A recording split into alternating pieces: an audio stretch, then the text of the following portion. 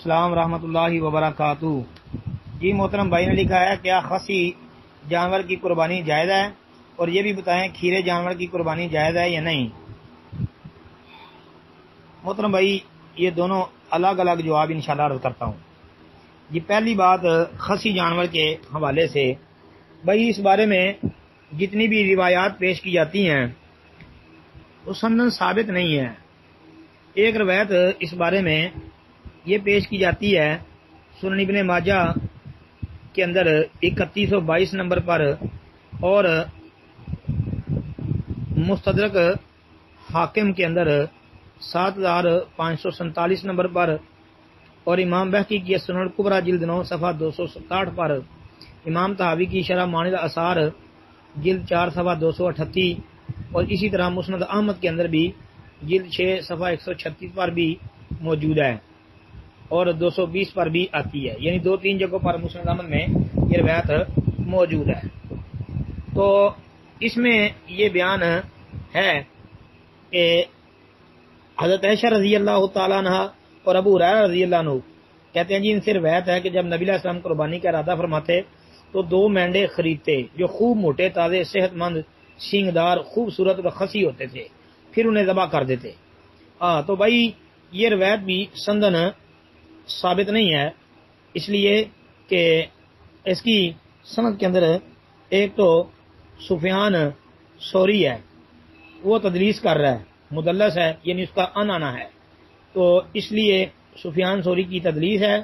دوسرا جی سند کے اندر جو سفیان کا استاد اور شیخ واقع ہو رہا ہے وہ اجی عبداللہ بن محمد بن عقیل جی، یہ ابن عقیل یہ راوی جو ہے اس کے اوپر محدثین نے جو جرح کی ہوئی ہے، اس راوی پر،